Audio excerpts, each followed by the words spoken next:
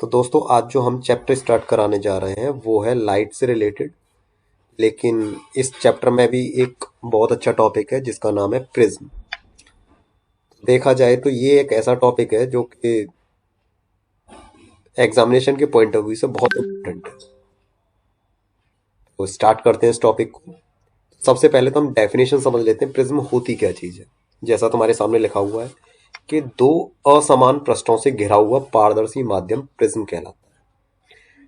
तो दो असमान पृष्ठ से मतलब होता है कोई भी एक ऐसे पृष्ठ जो कि समांतर ना हो। और समांतर हमें पता है कैसे होते हैं। समांतर होते हैं एक लाइन हमारी सीधी और दूसरी लाइन भी हमारी स्ट्रेट, जो कि कहीं पर भी एक दूसरे को टच न करें, वो लाइन कहलाती है, वो समांतर कहलाती है। जैसे एक ये लाइन हो और एक ये लाइन हो, जो दोनों के बीच का जो डिस्टेंस है इक्वल हो, वो समांतर लाइंस कहलाती है। तो इसी के साथ अगर हम बात करें कि आगे आगे कह रहा है वो कि प्रिज्म के दोनों ओर झुके हुए पृष्ठों के मध्य बना कोण प्रिज्म कोण कहलाता है। देखिए यहाँ पे लिखा हुआ है दैट्स द प्रिज्म कोण। तो इस प्रिज्म कोण से मतलब होता है हमारा, यहाँ पर आगे कह रहा है वो कि इन दोनों के मध्य बना हुआ कोण, यानी एक ये लाइन हमारी और एक दूसरी वाली लाइन ये वाली, इन दोनों के बीच में बना हुआ ये वाला जो कोण होता है, ये कोण प्रिज्म कोण कहलाता है। जब कोई प्रकाशिक प्रिज्म से होकर गुजरती है तो हमें 7 रंग दिखाई देते हैं। ये तो बहुत छोटी सी क्वेश्चन है और बहुत छोटा सा टॉपिक है। जैसे हमें जिसको मतलब याद करना हो तो इसका सबसे अच्छा जो तरीका है वो है VIBGYOR. V for violet, I for indigo, B for blue, G for green, Y for yellow, O for orange and R for red। ये 7 रंग जो है हमें प्राप्त होते हैं जब हमारा किसी प्रिज्म से होके प्रकाश की किरण गुजरती है और दूसरी साइड से होके जब निकलती है। तो जो हमारी किरण आ रही है वो कहलाती है इंसिडेंट रे, या फिर बोले तो आपतित किरण। आपतित किरण।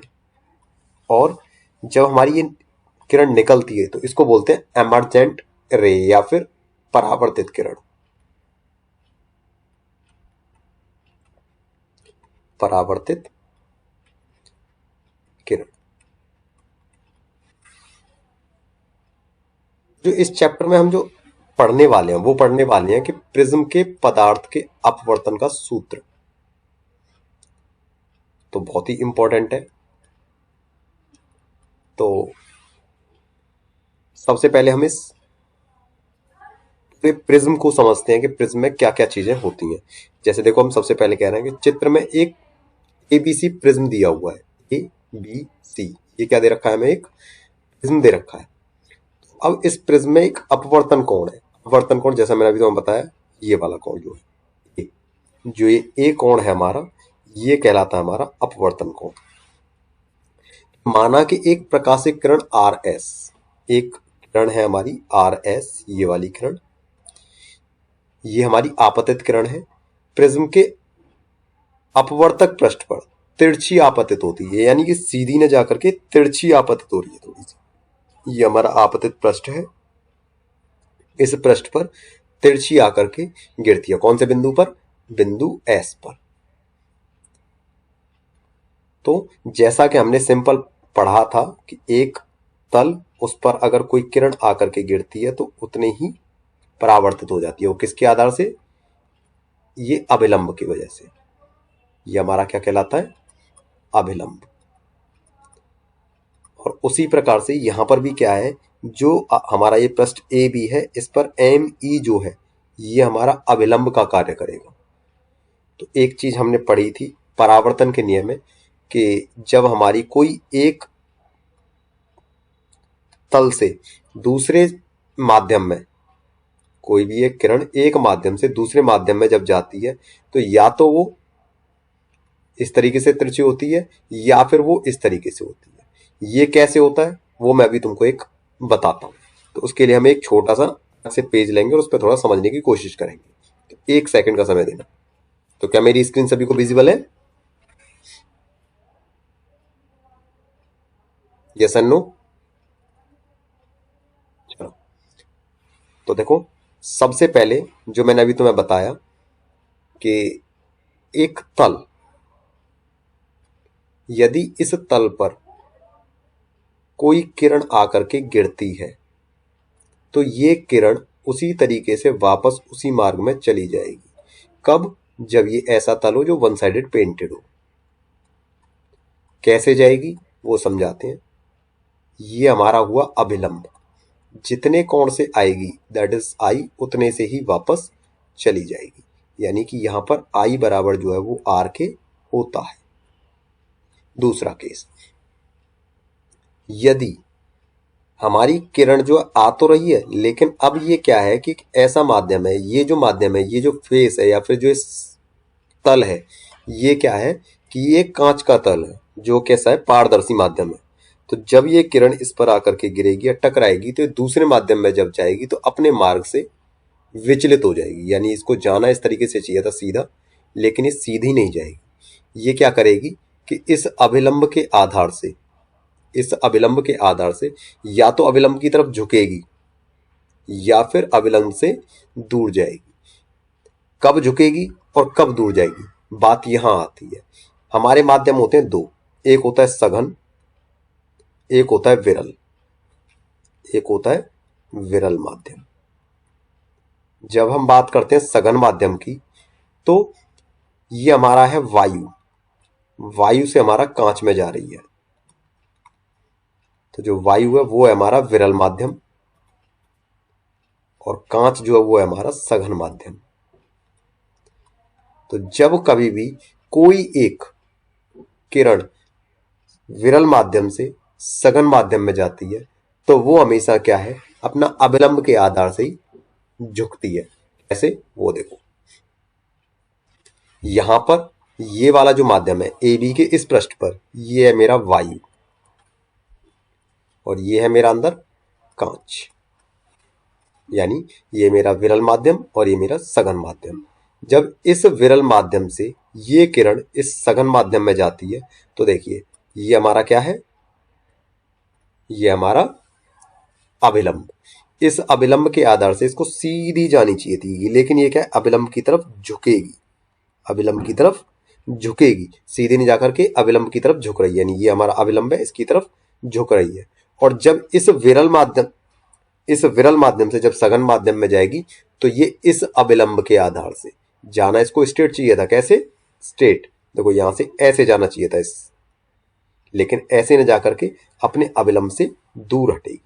तो एक चीज क्लियर है यहां पर, जब अभिलंब हमारा विरल से सघन में जाता है तो अभिलंब की तरफ झुकती है, और जब सघन से विरल में जाता है तो उस समय पर वो दूर हटती है। चलो आगे बढ़ते हैं। तो यहां से आगे अब देखिए, माना कि एक प्रकाश की किरण आर एस है जो कि आई हमारी, और प्रिज्म के अपवर्तक पृष्ठ पर तिरछी आपतित होती है जो कि अवलंब की ओर झुक जाती है और एस टी की ओर अपवर्तित होती चली जाती है। यानी कि यहां से आगे की तरफ बढ़ती हुई चली जाएगी, यहां से इस तरीके से बढ़ती हुई चली जाएगी, और इस बिंदु पर, बिंदु टी पर आकर के, बिंदु टी पर आकर के अपने अभिलंब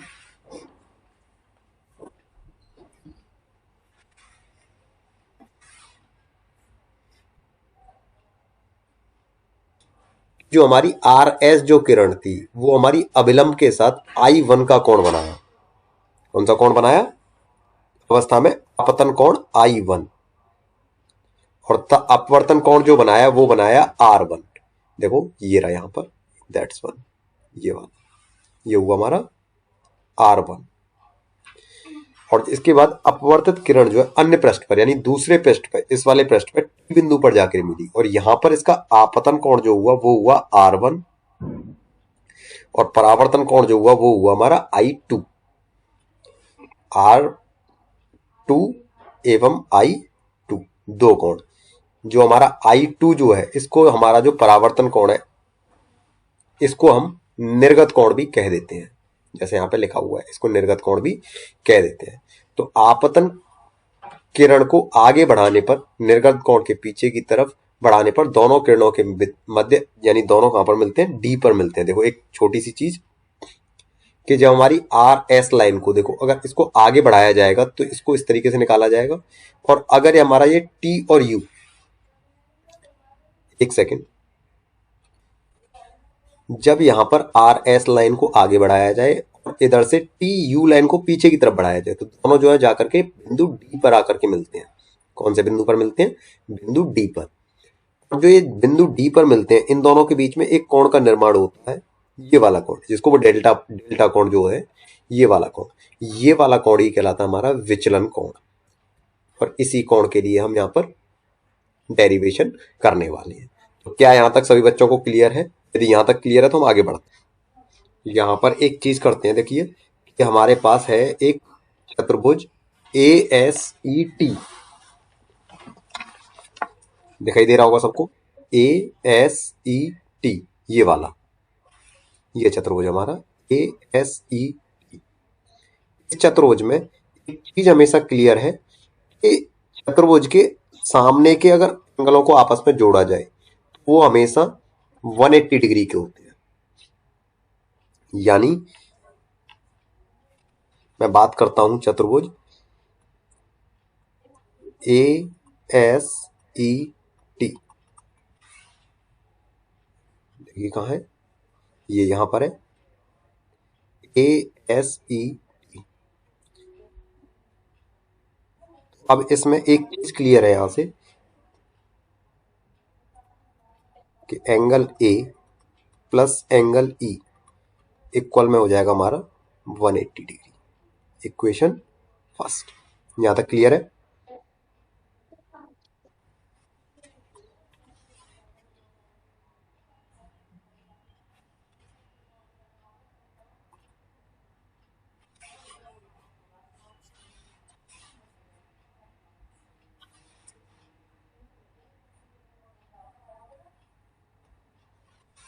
दूसरी चीज कि इसी में से यदि मैं बात करूं एस ई टी, ये एक त्रिभुज है, angle sorry triangle S E T में, क्या हमें पता है कि अगर त्रिभुज के तीनों कोणों का योग किया जाए तो 180 डिग्री होता है। इसका मतलब R1 plus R2 plus angle E, यहां से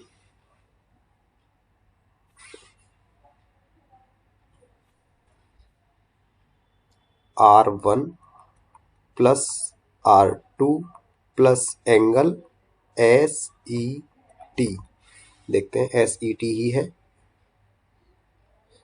एस ई टी सही है, ये हो जाएगा बराबर में 180।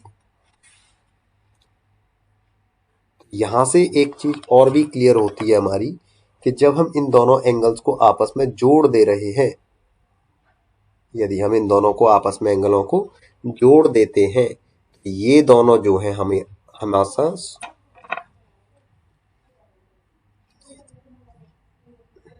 एंगल फर्स्ट, इक्वेशन फर्स्ट और इक्वेशन सेकंड दोनों से, ये हमेशा अगर हम सेकंड इक्वेशन मान लेते हैं तो यहां से हमेशा क्या हो जाएगा हमारा कि एंगल एस ई टी बराबर हो जाएगा हमारा 180 माइनस के R1 प्लस R2। तो अगर हम एस ई टी इसकी जगह पर अगर ये लिख देते हैं तो देखते हैं हमारे पास आएगा angle A plus 180 degree minus R1 plus R2 equal में 180। तो यहाँ से हो जाएगा हमारा कि एंगल ए बराबर, तो 180 तो पहले से है हमारा, यहाँ पर 180 माइनस ये पूरे सेक्शन को उठा करके दूसरी तरफ लेके जा रहे हैं, तो ये प्लस है तो ये माइनस हो जाएगा, माइनस के 180, ये माइनस है तो ये प्लस हो जाएगा, ये हो जाएगा हमारा R1 प्लस R2। 180 से 180 कट जाएगा, हमारे पास बचेगा एंगल ए बराबर R1 प्लस R2। ये हो गया हमारी इक्वेशन नंबर थर्ड, यानी कि जो एंगल ए है वो है हमारा R1 प्लस R2 के। यहां तक हमने समझ लिया, अब इसके बाद हम आगे बढ़ते हैं। साथ में हमने पढ़ा था कि अगर त्रिभुज, ये हमको पता ही है कि त्रिभुज के सारे कोणों का योग यदि किया जाए तो वो 180 के बराबर होता है। मैं इस त्रिभुज की बात कर रहा था। इस त्रिभुज में एक R1 है, एक R2 है और एक एंगल E है, जिसको हम SET भी कह सकते हैं। यदि हम इन तीनों को जोड़ेंगे तो इनका भी मान 180 डिग्री निकल के आता है। यहां से इन दोनों इक्वेशन से, इक्वेशन नंबर 1, इक्वेशन नंबर 2, ये वाली, दैट्स इक्वेशन नंबर, इन दोनों से जब हमने एक चीज सॉल्व करके देखी, इससे और इससे, तो हमारे पास जो निकल के आया वो आया एंगल ए बराबर R1 प्लस R2। लेकिन अब यहाँ पर हमें ये और देखना है कि एंगल R1 एंड R2 जो है उनको कैसे सॉल्व किया जा सकता है आई और I1 एवं R2 के वैल्यूज में। तो देखते हैं एक बार। देखो यहाँ पर अगर मैं बात करूं तो ये एंगल आई जो है, ये I1, ये वाला एंगल, अगर इस वाले एंगल की मैं बात करूं तो ये वाला कोण इस पूरे के पूरे कोण के बराबर होता है। कैसे, वो समझाते हैं। देखो एक बार, यदि एक लाइन ऐसे आ रही है और दूसरी लाइन ऐसे जा रही है तो ये वाला कोण हमेशा इस वाले कोण के बराबर होता है। लेकिन यहाँ पर क्या हो रहा है कि ये वाला जो कोण है ये दो हिस्सों में कटा हुआ है। ये वाला जो कोण है ये हमारा R1 और ये है हमारा I1, यानी कि I1 जो है तो पूरा ये I1 के बराबर, लेकिन यदि मैं I1 में से R1 माइनस कर दूं तो मेरा इसके बराबर आ जाएगा, डेल 1 के बराबर। यानी कि यहाँ पर अगर डेल 1 की बात की जाए तो वो बराबर में हो जाएगा कि यदि मैं I1 में से R1 माइनस कर देता हूँ तो। इसी प्रकार अगर इस साइड देखेंगे तो उस साइड में क्या हो जाएगा, हमारा डेल 2 है तो डेल 2, तो डेल 2 का जो मान हो जाएगा वो हो जाएगा हमारा कि I2 में से, यदि I2 में से मैं माइनस कर देता हूं R2 के। तो क्या यहां तक सभी बच्चों को क्लियर है? अगर यदि एक त्रिभुज है हमारे पास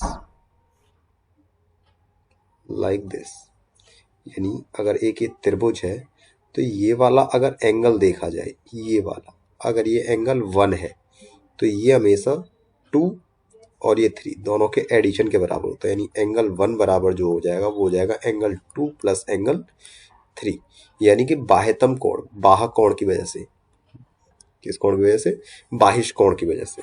तो यहाँ पर अगर देखा जाए तो इस प्रिज्म में ये जो डेल वाला जो कोण है ये इस त्रिभुज का बाह्यतम कोण है। तो इसका मतलब डेल 1 प्लस डेल 2 बराबर क्या हो जाएगा, डेल।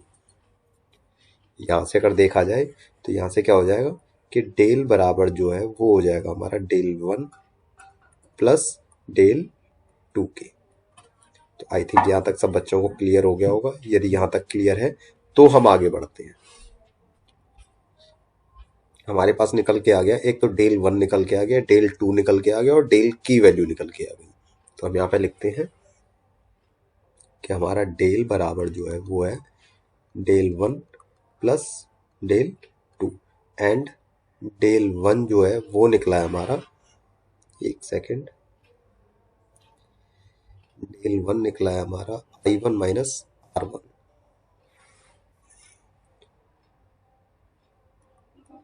I1 माइनस R1, और डेल 2 जो निकला है वो निकला है हमारा I2 माइनस R2। तो यहाँ से डेल 1 और डेल 2 दोनों की वैल्यू हम इस इक्वेशन में पुट करते हैं तो क्या हो जाएगा हमारा, ये हो जाएगा हमारा I1 minus R1 minus I2 minus R2। तो यहाँ से ब्रैकेट ओपन करते हैं तो ये हो जाएगा I1 minus R1 minus I2 plus R2। तो R1 और R2 को एक तरफ कर देते हैं और I1 और I2 को एक तरफ कर देते हैं। तो यहाँ से हमारी जो वैल्यू निकल के आती है वो निकल के आ जाएगी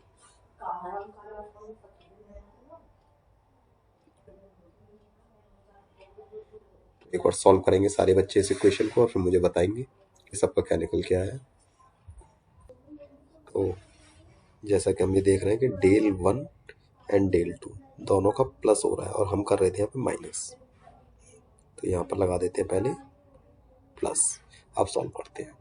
देखो I1 minus R1 plus I2 minus R2, तो यह हो जाएगा I1 प्लस I2, और इसमें से और इसमें दोनों में से माइनस कॉमन ले लेते हैं तो ये हो जाएगा R1 प्लस R2। यानी यहाँ से अगर देखा जाए तो हमारा सॉल्यूशन में क्या आ रहा है, डेल बराबर आ रहा है I1 plus I2 minus R1 plus R2। तो क्या यहाँ तक सभी बच्चों को क्लियर है? जैसा कि हमने यहाँ पे पढ़ा अभी, जो डेल है उसका मान निकल के हमारे पास आ चुका है। तो जो डेल का मान आया है वो ये निकल के आया है I1 plus R2 minus bracket में R1 प्लस R2। अब हम मान लेते हैं कि जो विचलन हुआ है वो अल्पतम है। अल्पतम मतलब बहुत कम से कम है। तो यानी जो डेल है वो जो है बराबर है डेल एम की, और डेल एम यहाँ पर जो है वो अल्पतम विचलन मान है। क्या है ये? अल्पतम विचलन मान। लिख देता हूं मैं एक बार, अल्पतम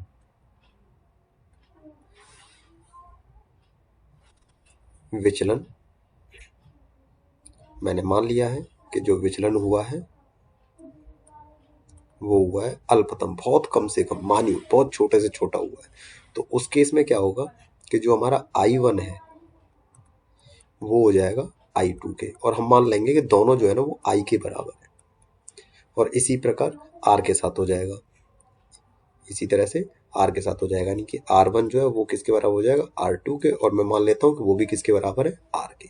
तो यहाँ से I1 I2 और यहाँ से R1 R2 दोनों के मान इस वाले समीकरण में रखने पर तो यहाँ पे हो जाएगा हमारा I1 और I2 दोनों की जगह हम I लिख देते हैं। तो ये हो जाएगा I plus I, bracket close, minus यहाँ से क्या हो जाएगा R प्लस R। तो ये हो जाएगा हमारा डेल डेल M, क्योंकि अब हम अल्पतम की बात कर रहे हैं। तो हो जाएगा 2I माइनस 2R। तो इसको एक समीकरण नंबर डाल देते हैं हम। अब तक हमारे हुए थे 3, तो ये हो जाएगा हमारा समीकरण नंबर 4। तो यहाँ तक सब कुछ क्लियर है? बढ़ते हैं। देखो आगे बढ़ते हुए एक चीज और, कि हमने जो थर्ड जो समीकरण निकाला था, थर्ड समीकरण कह रहा था कि एंगल ए जो है बराबर है R1 प्लस R2। तो यहाँ पर भी हम R1 और R2 दोनों की वैल्यू लगा देते हैं R।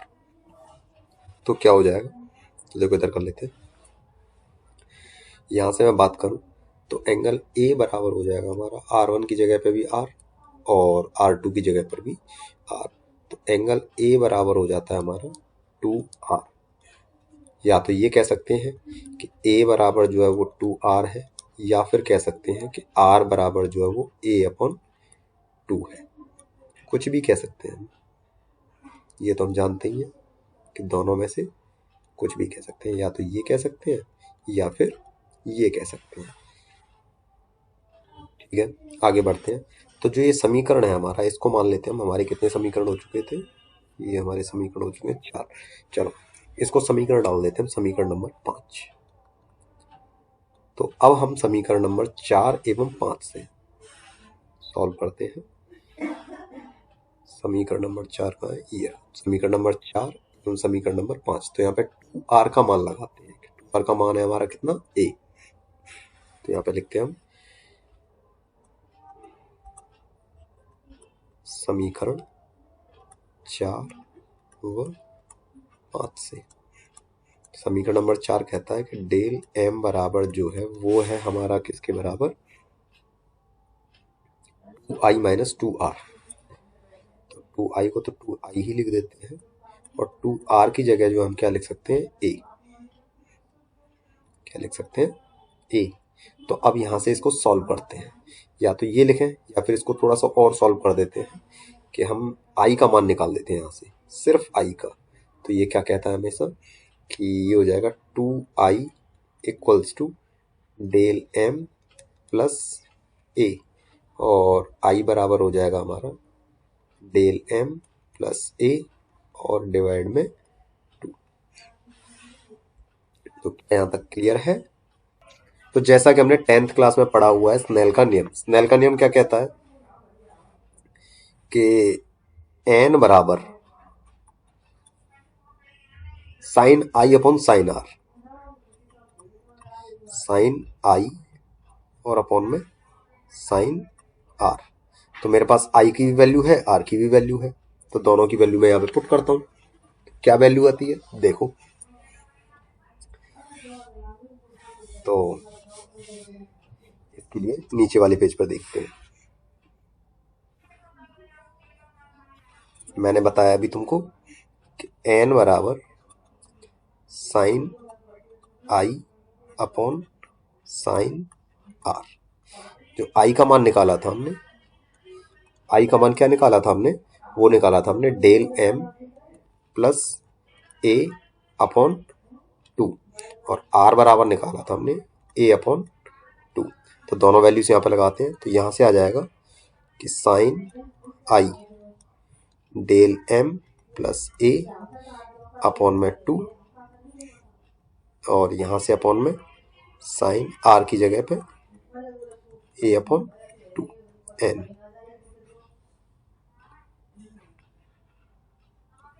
यही हमारा क्या कहलाता है, प्रिज्म का